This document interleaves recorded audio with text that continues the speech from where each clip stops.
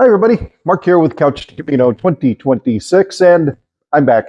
I finally got back from the Beat Conference and got around to doing this. I was going to try to do this video from the hotel, but it was way too dark in there. I could never get the lighting. It was just spooky and kind of creepy looking. So I waited to do it here. And look, I really am building a house. So I apologize for the echo. I'll see if I can edit some of that echo out, but we'll see. So today's episode is about training, and it's going to be a long one. Let me preface this by saying, if you're an experienced runner or an experienced hiker or an endurance athlete, there is nothing in this video you need to watch. You know what you're doing already, and for you, training is just part of your lifestyle, so you really don't need to watch this. So, bon voyage. Go find a better Camino video than this one for yourself. For everybody else, I'm going to give you the literal Couch to Camino training program that I came up with for myself in 2018 after my failed 2017 Camino, where I had trained wrong. And I'll go into that a little bit. Let me preface this also by saying I am not a doctor. I am not a trained physical therapist or physical trainer. So I'm just a bit of an idiot on the internet. Take this advice at your own risk. And remember, please consult your physician before you begin anything like this. Those little disclaimers out of the way.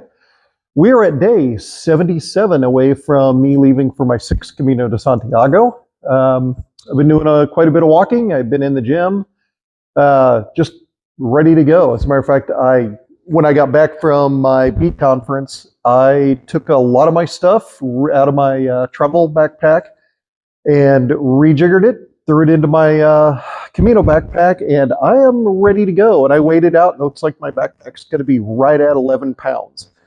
Now, that's without water, but still, for me, it's just about a perfect load. So, as always, if you have comments or questions, please leave them down below, or you can email me at askmeacaminoquestion@gmail.com, and I'll get back to you.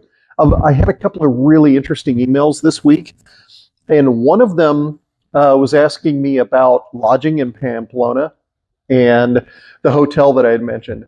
And when I responded to this person, I said, hey, I don't know what your vibe is. I don't know what your budget is. Here's my preferred hotel. It's expensive, but I kind of like hotels like that every once in a while.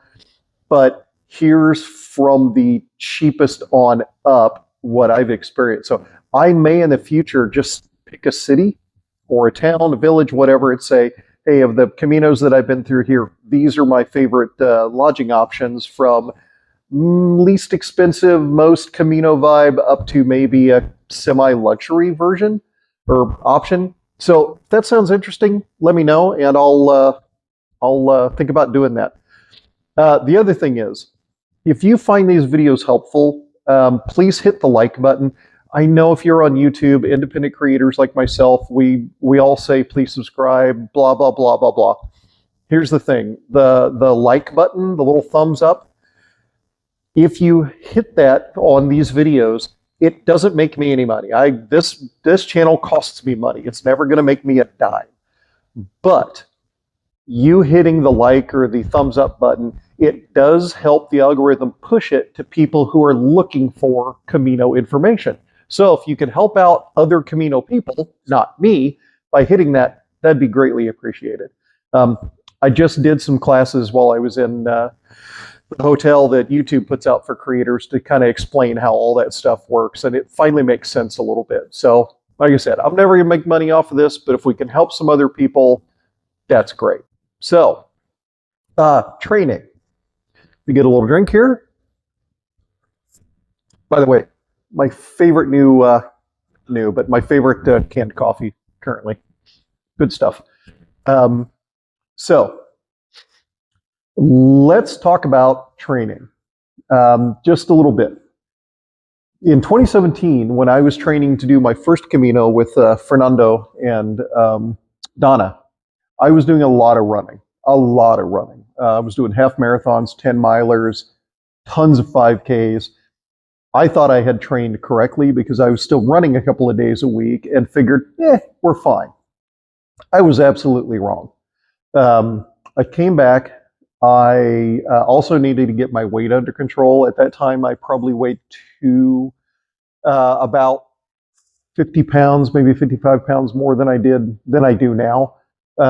So I got together with a nutritionist at the University of Kansas. We came up with a nutrition plan for healthy weight loss without losing a bunch of muscle and such. But also, Dr. Nick was a bodybuilder. And so he was a very talented programmer for achieving athletic things as well. So we came up with this program, and this is what I'm going to be sharing with you. Again, I'm not a doctor. I'm not Dr. Nick, but it worked really well for me. So the first thing to think about in training is, why are we training? There's three different aspects to training for something like the Camino. There's neuromuscular. We're getting our muscles and joints and the nervous system all on the same page of what we're doing. We're getting stronger. We're getting more flexible. That's kind of the core of it, but there's two other really important parts of training that are going to serve you well if you take it seriously. The second is mental adaptation. And what I mean by is, the first time you walk 10 miles, it's pretty traumatic, can be. The 50th time you walk 10 miles, it's Tuesday. It's not that big a deal. If you think about, and I'm sure there's actually a phrase for this in psychology, psychiatry, whatever. You know, the first time you drive somewhere and it takes a couple of hours, and then the 20th time you drive there, you just seem to lose track of time and suddenly you're there. It's because you're mentally adapted to that. You're used to the sensations. You're used to everything surrounding that. Your training can be viewed in much the same way, and it really does help. The third is experiential adaptation. We're going to be walking for a series of months before we get to the Camino. We're going to be walking in our shoes, with our socks, with our Camino clothes on, with our backpack, with our hydration system, with our rain gear, with our hiking poles. All of these things.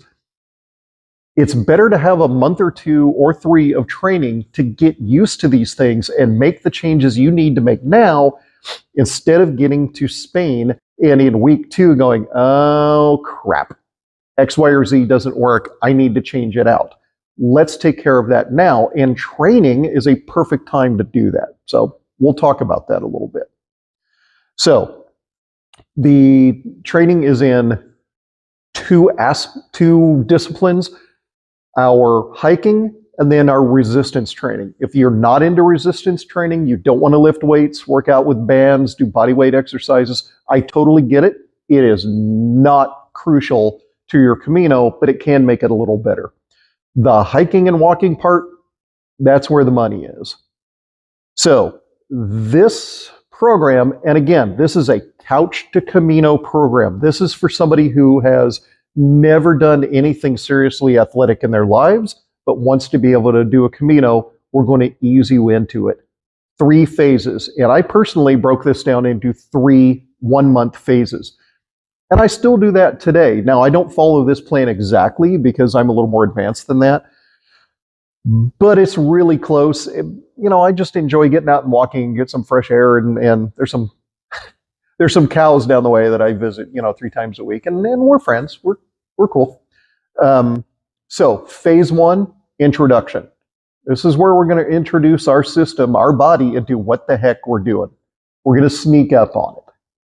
Phase 2, adaptation. That's where we're going to take that bedrock that we've built during the introduction phase, and we're going to tinker with it. We're going to tinker with our footwear, our socks. Maybe I need to use a little more foot glide or body glide on these toes. Oh no, the socks I got, not going to work in rain. I'm going to have to figure out something different. My hat, it's okay. Oh, hey, my backpack. I'm getting some chafing along my belt line with my backpack. I need to change something. That's the adaptation part. Plus, we're putting in miles. Predictable, easy, comfortable miles over that second month, or however long you choose to do the adaptive phase, where we're getting our hips, our lower back, our knees, our feet, ankles, everything used to spending hours on the road. And yeah, training takes hours. It's just part of the deal, but the harder you train, the easier your Camino is going to be. That doesn't mean training can't be pleasant. I love my walks out in the park or here down on the farm, but I try to work really hard here so the Camino is closer to a vacation instead of me trying not to die every day, which the first Camino was. I'd rather not go through that again. So phase 3 is accumulation. Phase 3, we're heading into the 3rd month or however long you're going to train, and we're going to start racking on miles slowly till we get to the point where we're doing 12, 15 miles at a clip, and we're really pretty okay with it. And yeah, it takes a lot of time, but the more time you put in, the better your Camino is going to be. So what is this? And the resistance part, I'll probably do a short little video. I got to go to the gym Tuesday. I might just shoot it in the gym like a jerk, but luckily I have a small gym here where there's nobody ever there. So I'll shoot a separate thing on resistance because not everybody is interested in the resistance training, and I get that. So let's talk about introduction. First of all, this is our introductory phase. We're sneaking up on what we're going to be doing. Our body knows, but let's not hit them with 15 miles the first day because that's not going to be fun for anybody. So day 1, and these are all based on 3 days a week working. We're going to exercise. We're going to walk 3 days a week for 1 month, 3 days a week, 2nd month, 3 days a week, 3rd month. You can compress or extend this however you see fit. This is just the template that we're working from. So week 1, day 1. This is really easy stuff, and it's going to be great. You're going to leave your house. You can do it right from your house. You're going to walk out your front door, pick a safe direction to walk in. You're going to walk out 10 minutes. You're going to turn around, and you're going to come back. That's it. That's day 1. You've walked for 20 minutes. Day 2, you're going to do the same thing, except you're going to walk out your front door or go to a park, whatever. You can do this section at work. It's pretty easy because you're not doing a whole lot of strenuous stuff. So you're going to walk out, pick a safe direction. You're going to walk 15 minutes out, turn around, 15 minutes back. We're not worrying about pace. We're not worrying about distance. We're worrying about time on our feet. Just watch traffic, be careful, have a good time. And through this section, you really don't need to worry about carrying your backpack if you don't want to. I would recommend you wear your shoes and your socks that you're going to be doing the Camino in just to get used to them. But backpack comes during the adaptation phase, the 2nd month, or the 2nd phase. So day 3, same thing. Leave the door, safe direction. We're going to walk out 20 minutes, 20 minutes back. So we've gone 10, 15, 20. Week 2, 25 out, 25 back. Week 3, 30 out, 30 back. I'm sorry, day 1, 25 out, 25 back. Day 2, 30 out, 30 back. Day 3, 35 out, 35 back. Yeah, it's a long time. You're probably not going to be able to do it on your lunch hour after the first couple of days. It's going to have to be a dedicated time that you take before work, after work, any of that. Anytime you can fit it in to get these days in. And this early on, you could probably do them if you need to do 2 days on the weekend, do a Friday, Saturday, or a Saturday, Sunday. You could probably do that. As we start accumulating miles, it may be a little rougher to you till we get later in the program, but whatever it takes, this is what we're going to do. Week 3, we're getting away from time. We're going to worry about distance. You can use your phone for this if you want to pick up a GPS, so an Apple Watch or a Garmin, some sort of GPS watch for tracking. Your phone will work just fine for this. You're going to walk 4 miles, 2 miles out, 2 miles back, or 4 miles in a big loop on the day 1, day 2, day 3 of week 3. 4 miles. 4, 4, 4. Week 4, you're going to go 5 miles, 5 miles, 5 miles. We've snuck up on this, and you're going to be amazed after the first couple of weeks of just getting your body used to the movement and the walking and everything. 4 or 5 miles is going to seem like no big deal. And again, it's a time sink, but we really need to do this. Think about starting to carry your water with you as you get to the longer ones. This is a good time to start messing with your rain gear, possibly. You know, throw your raincoat on if it's raining or misting a little bit. See if it's going to work for you. So, phase 2, adaptation. Here's where things get a little more boring because we're not going to add a whole lot. Now, if you got to the 5 miles and you thought, I've got the time, I could do 6, go ahead. That's great. But during the middle adaptation phase, week 1, 2, 3, or 4, or 1, 2, 3, 1, 2, whatever you're doing, whatever you're going to walk, 4 miles, 5 miles, 6 miles, you're going to do it in your full Camino gear, your shoes, your hiking clothes, your backpack, your hats, everything, your hiking poles, your hydration kit. This is where we're going to start testing this stuff. That first week of adaptation, get your stuff on, get out there and try it out, and start playing with the options. So during week 2 of adaptation, start thinking about the Camino experience as what's life really like on the ground. If you're used to going to your morning nutrition is, I'm going to have a little bit of yogurt here at the house, or I'm going to have a bowl of cereal, then I'm going to go Starbucks, and I'm going to get my coffee, and then I'm going to do this and that, and then I'll get to the office. You're not going to do that on the Camino. So if you're used to a scattered breakfast, think about trying to find a way to, and we're going to talk about breakfast options here probably in a couple weeks as we start doing the food episodes. Your basic Spanish breakfast you're going to get as a pilgrim is a piece of toast with jam and butter, a piece of toast with ham and tomato and olive oil, a little pot of yogurt, a little pastry, something, a tortilla, which is a egg and potato, sort of a frittata kind of thing. Sorry, abuela. So you might want to think about during these adaptation phases, or during the adaptation phase, get your body used to functioning on what you're going to be functioning on in Spain, not what you're used to functioning on now. I know people that are used to a big farmhouse breakfast who did have a little bit of a time adapting to what the Spanish version of breakfast is. As you're getting into these longer walks, you're going to be able to figure out your hydration. How many liters of water do I need to get through a 6-mile walk? If it's not too hot out, probably a liter. If it's very hot out here on the farm, when I'm training during the summertime for a call Camino, I make 2 to 3 liters. Just depends on everything. So that's where you're going to build that experience. You're going to have that information in your pocket. You're going to know how things work, so you're not trying to figure it out in Spain. The reason you want to do that is because Spain is wonderful. Spain is beautiful. The less time you can take messing around with stuff and overcoming problems in Spain, the more fun you're going to have. And Spain's a lot of fun. Again, you're going to be messing with your gear, your nutrition.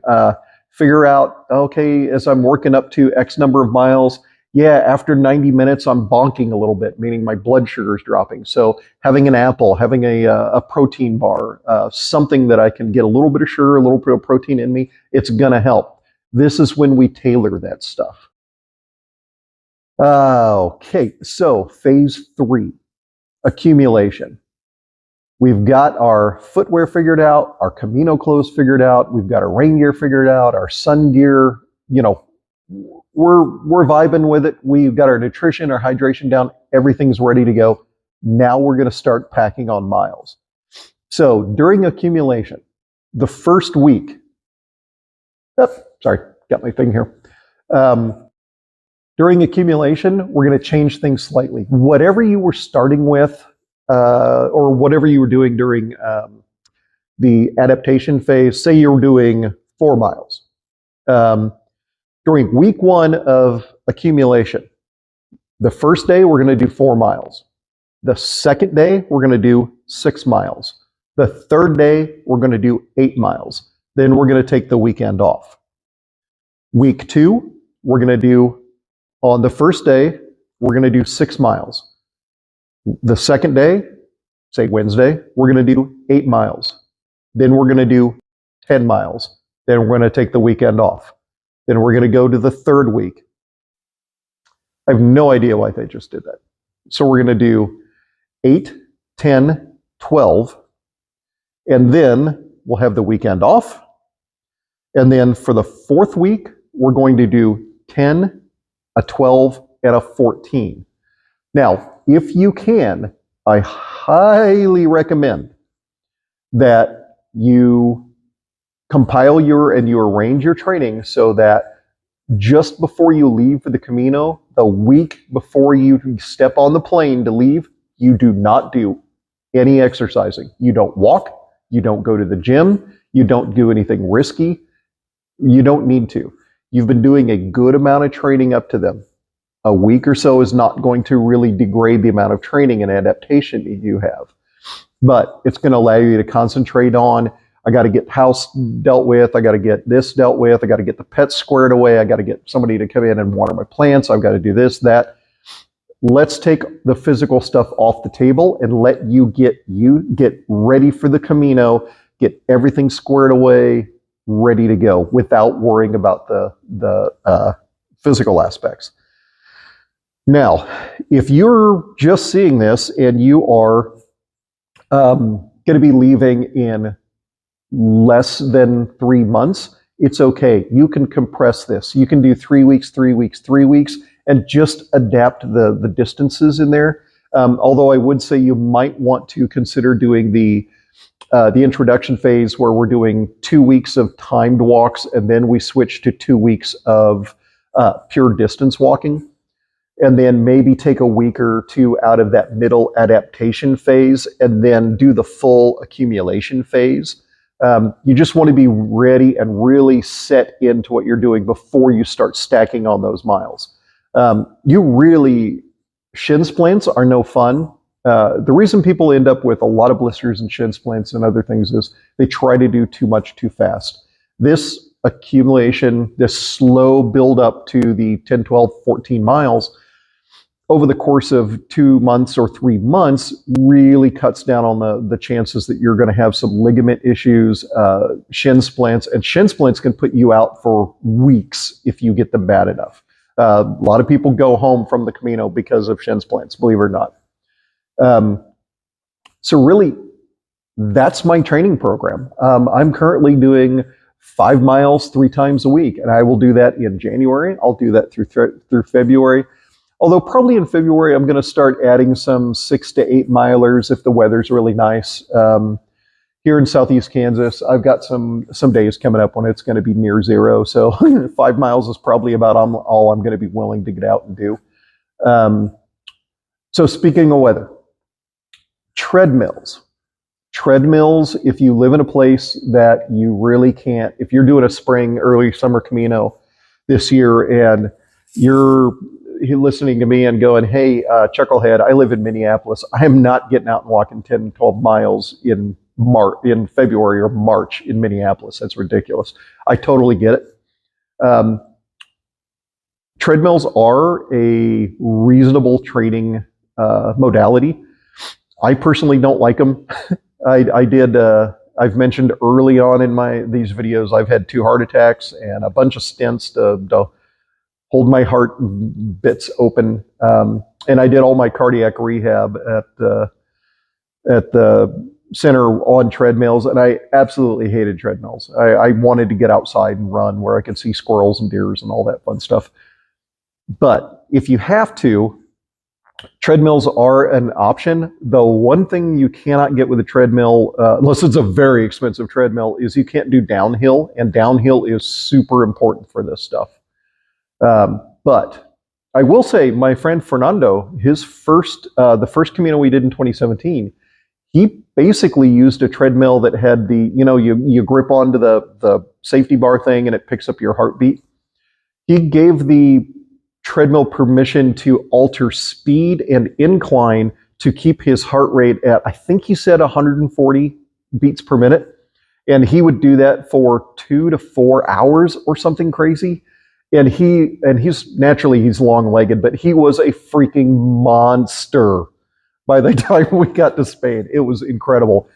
And he told me, he was like, well, you're a runner. I figured I had to do something to keep up. And he just trashed me. He was absolutely inspiring. It was great. So if you need to use a treadmill, go ahead. Do some incline work if you need to. That's great. I need to address the incline or the hill issue. We talk a lot about the hills and the inclines that are important for on the Camino and what you're going to run into.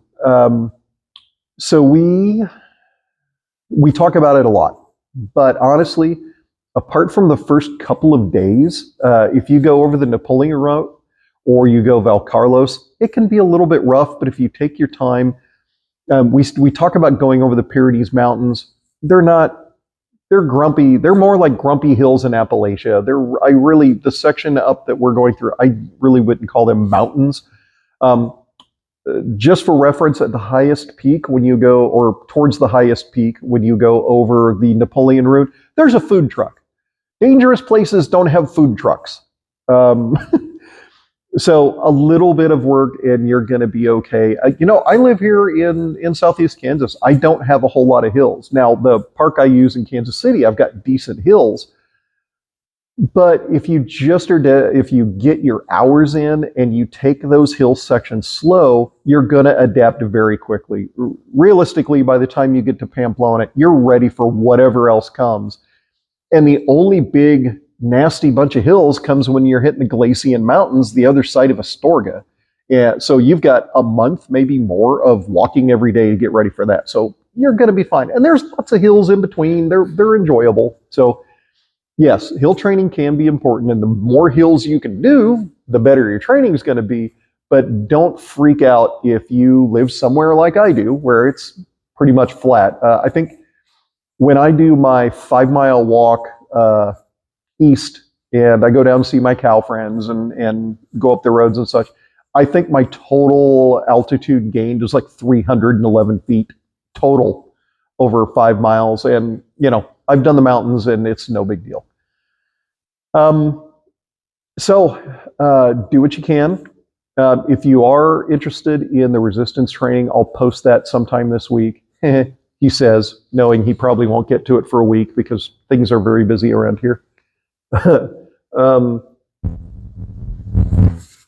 I've been thinking about this video a lot, and I've been putting it off just because there's so much about the Camino that has worked for me that may not work for you. But I really think what Dr. Nick and I came up with as for easing into the experience, and it wasn't just me and Dr. Nick, this is also a program that's a little bit based on the cardiac rehab that I did at the Kansas City Cardiac Center. Easing into it, making sure you don't have injuries. It's just the way to go. So be careful out there. Only use one ear pod. Make sure you can hear traffic. Make sure you can hear other runners or people on bicycles and whatever else. Have fun and get your training in. The more training you can get, the better your Camino is going to be. So let's talk really quickly. I don't have a favorite thing this week just because I've been so busy coming back from the B conference and such. I really hadn't thought about it. I'm going to give you a favorite place and a little hint for this place too. It's the Albergue Plaza Cathedral in Pamplona. So there's a cathedral on the northwest side of Pamplona, northeast side of Pamplona, over by Caballo Blanco, which I've talked about in another video, a great bar. So this albergue, it's a traditional albergue, although you can get rooms. We split a 4-bunk room when we were there in 2017. The people that run it are really friendly. They're great helping out pilgrims. And the really cool thing is, and I mentioned this in one of my videos, I think, when I was talking about albergues, if you ask them, say, hey, I'm going to be stopping in, I don't know, whatever towns you're going to stop in next. I'm not going to tell you where. Say, I'm going to be going there. I really like the feel of this albergue. Do you know of one there that maybe I could get into? And they recommended things for us. They've done it a couple of times for me. Said, yeah, try this. Call this guy. As a matter of fact, when we were in 2017, they just picked up the phone and called and made reservations for us. So when we ran into, I think it's at Punta Lorena, maybe? I don't know. So yeah, they're great people. You can come and go as you please. The beds are comfy. They have a pretty good breakfast. At least they did the last time I was there. And they'll help you find other albergues that they know and trust, and maybe maybe the same kind of thing you're liking. The other thing is, just across the Cathedral Square, there's a cathedral there that has a museum. And under the cathedral, there are Roman ruins. So you can go in and see history right there. It takes maybe an hour to go through right outside your albergue. Go, take the tour, take a look around the museum. They have a lot of really great stuff there. Then when you come out, right there in the Cathedral Square, there's also a bunch of bars and restaurants. And you're just up the hill from the little fountain plaza where there's even more bars and restaurants. So great location, friendly people, great museum. If you just have a day in or an evening in Pamplona, it's really worth considering staying there. So the Albergue Plaza Cathedral. So that's it. I hope this made a modicum of sense. I'm going to go edit this, see if I can pull the echo out of this with my very primitive editing tools. And I will see you guys later. Bye.